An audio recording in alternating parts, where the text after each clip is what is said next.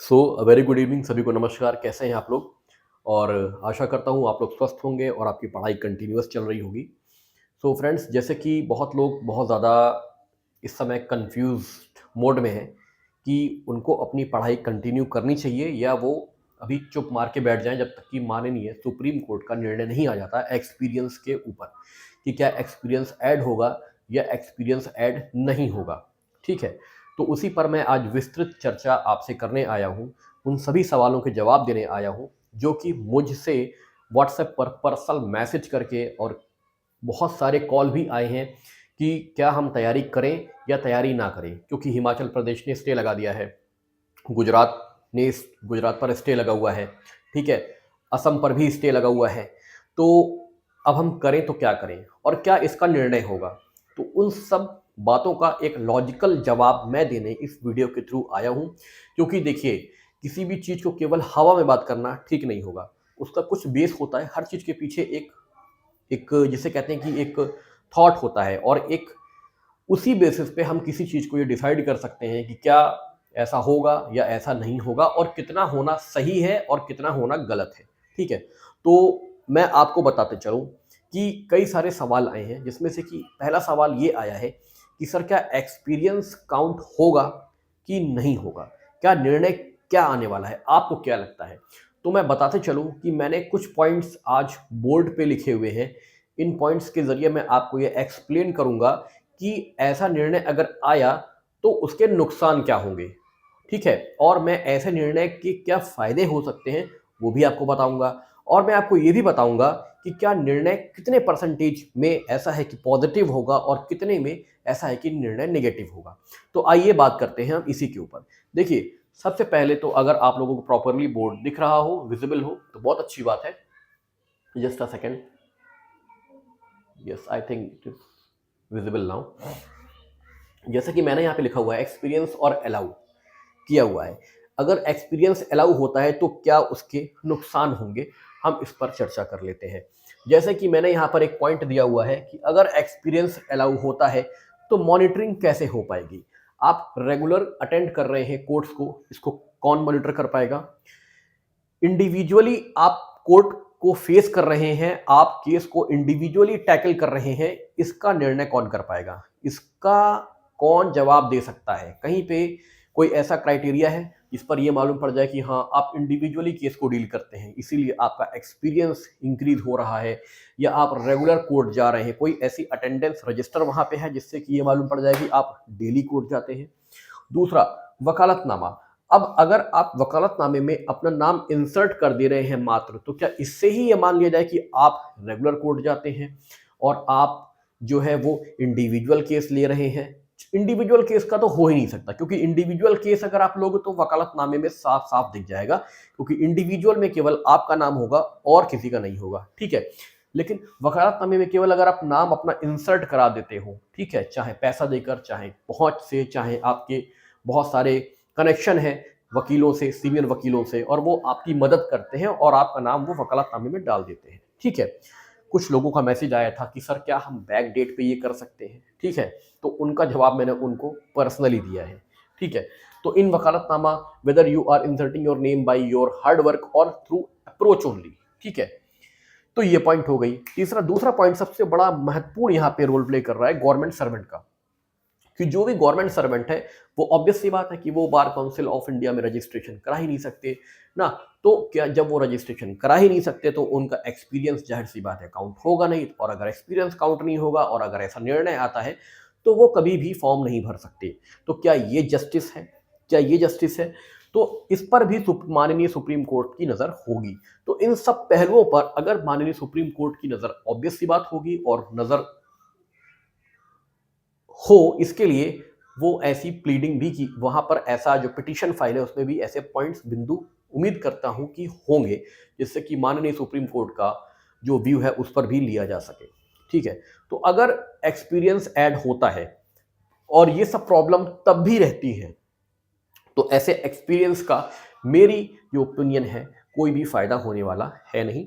ठीक है, अगर मान लीजिए निर्णय ये आता है कि एक्सपीरियंस भी काउंट होगा प्लस आपके इंडिविजुअल केस होने चाहिए, हमें 21 वकालतनामे चाहिए जिसमें आप इंडिविजुअल अपीयर हो, स्थिति बद से बदतर हो जाएगी।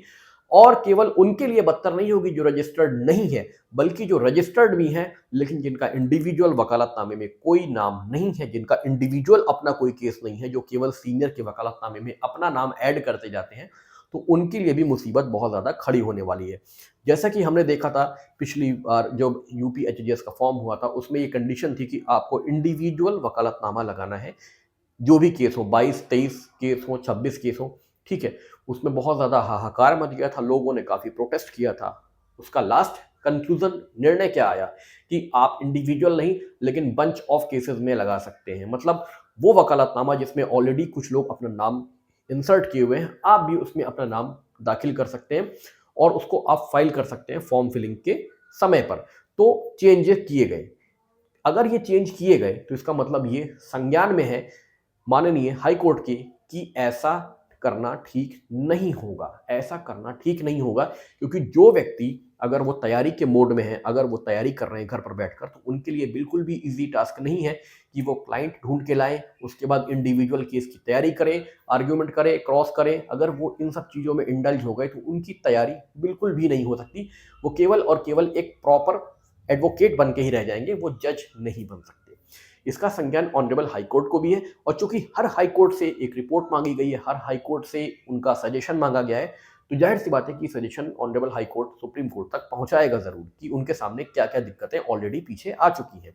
ठीक है, तो जहां तक ये बात है कि वकालतनामा भी मांगा जाएगा, तो मैं इस पर अभी भी आपको बता दूं कि वकालतनामा से जुड़ा हुआ ऐसा कोई भी निर्णय यहाँ पर नहीं आने वाला कि आपको इतने वकालतनामे जरूर दिखाने हैं फॉर्म फिलिंग के डेट पर, यह बिल्कुल नहीं होगा। दूसरी चीज जो मैंने पीछे बात करी है, एक्सपीरियंस अगर ऐड होता है तो क्या इसके डिसएडवांटेजेस होंगे, इस पर भी सुप्रीम कोर्ट ने व्यू जरूर लिया होगा, संज्ञान जरूर लिया होगा। और अगर इन चीजों को गहनता से लिया जाए तो आप ये समझिए कि एक्सपीरियंस भी ऐड होने की उम्मीद बहुत कम है, क्योंकि उसका कोई भी मॉनिटरिंग नहीं हो। जिस चीज की कोई मॉनिटरिंग ना हो वो यूजलेस होती है। ठीक है, तो मैं आपको ये बात बताते चलूं कि जहां तक मेरी राय है, मेरा अपना ओपिनियन है कि आई थिंक ऐसा शायद कुछ नहीं होगा, और सब लोग जो भी एलएलबी की कर प्रिपरेशन कर रहे हैं यूपी जुडिशियल सर्विस की या अन्य स्टेट जुडिशियल सर्विस की या एपीओ की, उनको मौका मिलेगा कि वो अपीयर होके अपना एग्जाम दे सकें और अपना लक आजमा सकें। ठीक है, और होना भी ये चाहिए। जो 5 साल से 6 साल से लगा हुआ है तैयारी में, लास्ट में उसको केवल इसलिए आप कहते हैं डिबार कर रहे हो कि आपका रजिस्ट्रेशन, आपका एक्सपीरियंस नहीं है, तो वो भी ठीक नहीं है। ठीक है, लेकिन अब मैं एक्सपीरियंस ऐड क्यों होना चाहिए, मतलब एक्सपीरियंस क्यों होना चाहिए, ऐड हो या ना हो, लेकिन एक्सपीरियंस क्यों होना चाहिए, मैं इस पर भी कुछ बातें कर लेता हूं। देखिए, एक्सपीरियंस इसलिए होना अनिवार्य है क्योंकि आप जब अपने केवल रूम पर बैठ के पढ़ाई करते हैं तो आपको प्रैक्टिकली कुछ भी नहीं आता।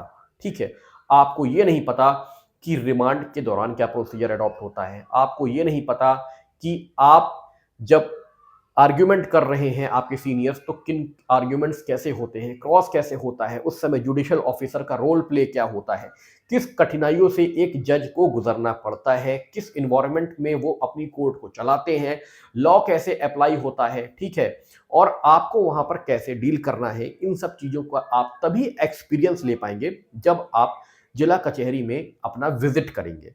तो मैं यही कहता हूं कि देखिए, आप पूरे हफ्ते में 6 दिन मत जाओ, आप केवल हफ्ते में 1 दिन जिला कचहरी जरूर जाओ।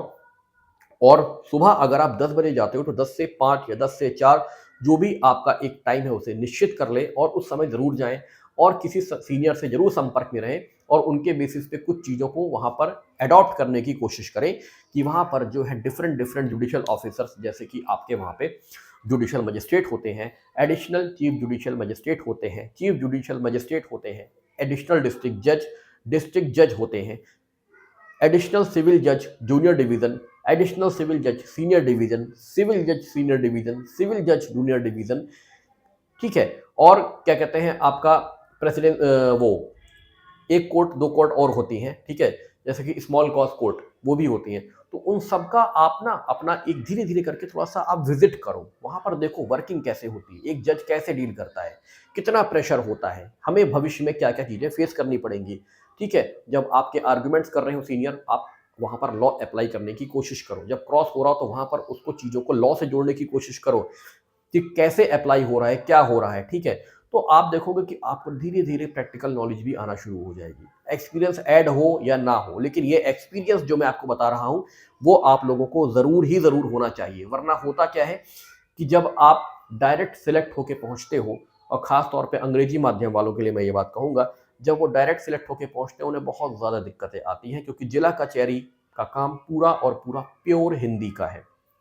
इंग्लिश का वहाँ कोई भी लेना-देना नहीं है। कोई ऐसा नहीं है, बाउंड नहीं है, कोई ऐसा रोका नहीं गया कि इंग्लिश में काम नहीं होगा, लेकिन 99% वहाँ पर हिंदी में ही काम होता है, ठीक है? तो अगर आप इंग्लिश माध्यम वाले लोग अगर बिल्कुल भी विज़िट नहीं करेंगे जिला कचहरी को, आप नहीं जाओगे, केवल घर में बैठ के पढ़ते रहोगे, तो विश्वास मानो जब आप सिलेक्ट होके जाओगे, वहाँ पर आपको काफ़ी दिक्कत मुसीबत का सामना करना पड़ता है। चूँकि आप जब जाते हो जिला कचहरी, तो वहाँ पर आप हिंदी में भी कुछ लिखते हो, एप्लीकेशन ड्राफ्ट करते हो, सब कुछ करते हो, आपकी एक हैबिट बनती है, हिंदी से भी आप यूज़ टू होते हो। ऐसा नहीं कि आपने हिंदी नहीं पढ़ी, लेकिन हिंदी को इंग्लिश माध्यम का जो विद्यार्थी है, वो मैक्सिमम से मैक्सिमम कक्षा 10 तक या 9 तक पढ़ता है। उसके बाद हिंदी का रोल खत्म हो जाता है, सब कुछ इंग्लिश में हो जाता है, फिर वो हिंदी की तरफ ध्यान ही नहीं देता। तो इन सब चीज़ों का ध्यान रखिए, और डिस्ट्रिक्ट कोर्ट आप लोग हफ्ते में 1 बार 4-5 घंटे ज़रूर जाइए, और वहाँ पर थोड़ा-सा चीज़ों को देखिए, समझिए, अडॉप्ट करिए, कैसे एक जुडिशियल ऑफिसर वर्क करते हैं उस कंडीशन में, ठीक है? तब आपको रियलिटी मालूम पड़ेगी कि अभी आपको कितनी मेहनत करनी है, और आपको कैसे अपना एक पर्सनैलिटी का डेवलपमेंट करना है, जिससे कि आप बहुत भिन्न-भिन्न तरीके के अधिवक्ता वहाँ पे आते हैं, आप उनको डील कर सकें, ठीक है? तो मैं आपको बताते चलूँ कि मुझे नहीं लगता कि एक्सपीरियंस ऐड होगा, सबको मौका मिलेगा, और जो चीज़ें मैंने बताई हैं पॉइंट्स, इसको आप लोग भी सोचिएगा, मेरे कहने पर ही निर्भर ना हो जाएँ, इसको खुद भी सोचें कि वाक़ई में सर क्या कह रहे हैं, ठीक है? अब एक जो बात और रह गई थी, वो है न्यू क्रिमिनल लॉज़ के ऐड होने की। तो कुछ बंधुओं का मैसेज आया था कि सर, क्या नए और पुराने कानून का डिसीजन मेकिंग में लेट हो रहा है, इस वजह से वैकेंसी लेट हो रही है? तो बिल्कुल, देखिए, जो मुझे लगता है 25 दिसंबर 2023 को माननीय महामहिम राष्ट्रपति महोदय का एसेंट मिला था, इनैक्ट हो गया था। इन्फोर्समेंट 1 जुलाई 2024 को हुआ। उसके बाद से आज तक कोई भी एग्ज़ाम हमारे यूपी में कंडक्ट नहीं हुआ। बहुत ज़्यादा समय बीत चुका है। तो जहाँ तक मैं समझ पा रहा हूँ, 1 या 2% चांस ये भी बन रहे हैं कि केवल नया कानून ही हमारे सिलेबस में आए, जैसे कि छत्तीसगढ़ में आ रहा है। राजस्थान में आपका अब भी दोनों पूछा जा रहा है, चाहे एपीओ हो, चाहे जुडिशरी हो। उत्तराखंड ने अभी क्लियर नहीं किया है। उत्तराखंड का इसलिए लेट हो रहा है क्योंकि वहाँ पर यूसीसी इन्फोर्स हो गया है। अब इस वजह से वहाँ पर सिलेबस की गहमा-गहमी चल रही होगी। ठीक है? कि इस बार से ही यूसीसी लागू कर दें, मतलब यूनिफॉर्म सिविल कोड का जो टॉपिक है, बेयर एक्ट, उसको लागू कर दिया जाए, या इस एग्ज़ाम के बाद। तो बहुत सारी चीज़ें चल रही हैं। इसी तरह यहाँ पर यूपी एपीओ और यूपी पीसीएसजे में भी नए कानूनों को इंडल्ज किया जाए इस बार के एग्ज़ाम में, या ना किया जाए, केवल नए पूछे जाएँ या दोनों पूछे जाएँ, इस पर भी गहमा-गहमी जारी है। ठीक है? लेकिन मैं आपको एक चीज़ और क्लियर कर दूँ कि केवल यही एक ऐसा अटेम्प्ट है जो आने वाला अटेम्प्ट है, इसमें दोनों कानून पूछे जा सकते हैं। नया तो गारंटीड पूछा ही जाना है, लेकिन ओल्ड भी इस बार पूछा जा सकता है। लेकिन इसके बाद जो भी अटेम्प्ट आपका होना है भविष्य में, उसमें आप ये लिख लीजिए कि केवल और केवल नया ही आना है, पुराना नहीं आएगा। ठीक है? क्योंकि अगर आप ऐसे पुराना पूछते रहोगे, तो कब तक पूछोगे? कब तक पूछोगे पुराना? क्या 10 साल, 20 साल? क्योंकि जो एफआईआर रजिस्टर्ड हुई हैं आपका 1 जुलाई 2024 से पहले, वो सब धारा 154 के तहत हुई हैं, तो उन पर तो आपकी ओल्ड सीआरपीसी वर्क करेगी तब तक, जब तक कि वो पूरे मुकदमे डिस्पोज़ ना हो जाएँ। उस पर पुरानी आईपीसी एविडेंस और सीआरपीसी वर्क करेगी जब तक कि उस 154 के सारे मुकदमे का निस्तारण ना हो जाए। जब निस्तारण होगा तो वो सीआरपीसी का वर्क खत्म, वहाँ पर उसका एंड हो जाएगा। लेकिन क्या तब तक ज़रूरी है कि ओल्ड सीआरपीसी, आईपीसी और एविडेंस पूछा जाए? ऐसा नहीं होगा। ये लास्ट अटेम्प्ट है, इसके बाद जो भी अटेम्प्ट होंगे उस पर ओल्ड आपसे नहीं पूछा जाएगा। लेकिन इस बार ये मान के चलिए कि दोनों आ रहे हैं, और आपको दोनों की तैयारी बराबर से करते चलनी है। दोनों के एमसीक्यू बराबर से लगाते चलने हैं। बार-बार एमसीक्यू लगाइए नए वालों के, जिससे कि आपको सेक्शंस अपने आप याद होना शुरू हो जाएँगे। ठीक है? मैंने पहले बताया हुआ है कि पूरा पढ़ने की आवश्यकता नहीं होती है। उन चीज़ों को पहले अडॉप्ट करें जो एग्जाम में कई बार पूछी जा रही हैं। ऑपरेटिव पार्ट ज़्यादा पहले करो, मोस्ट रिलेवेंट पहले, लेस रिलेवेंट और लीस्ट सबसे बाद में रखो, जिससे कि आपका ना, इससे क्या होगा कि वो पार्ट जल्दी कवर होगा, जिससे एग्जाम में आपके नंबर बढ़ने के चांस ज़्यादा होते हैं। ठीक है? तो इतना ही इन बातों के लिए आज मैं आपके सामने आया था, और मैं आशा दिलाता हूँ 1 अप्रैल को यदि निर्णय आता है, ठीक है, क्योंकि मैं बिल्कुल डेफिनेट होकर ये नहीं बोल सकता कि 1 अप्रैल को निर्णय आएगा ही आएगा, लेकिन आता है तो विश्वास मानिए आप लोगों के पक्ष में आएगा और सब लोग जितने भी हैं वो इस बार की परीक्षा में देने के लिए सुयोग्य होंगे। ठीक है, तो इन्हीं शब्दों के साथ मैं अपनी वाणी को विराम देता हूं और आशा करता हूं कि जिनको भी मेरी बात समझ में आई होगी, अच्छी लगी होगी, कृपया चैनल को लाइक, सब्सक्राइब और शेयर जरूर करिएगा और जितना हो सके अपने मित्रों यारों में इसको शेयर जरूर करिएगा, क्योंकि आपके शेयर, सब्सक्रिप्शन और लाइक से ही हमारा मोटिवेशन अप होता है और हम नेक्स्ट वीडियो की तरफ अग्रसर होते हैं। तब तक के लिए सबको धन्यवाद। नमस्कार।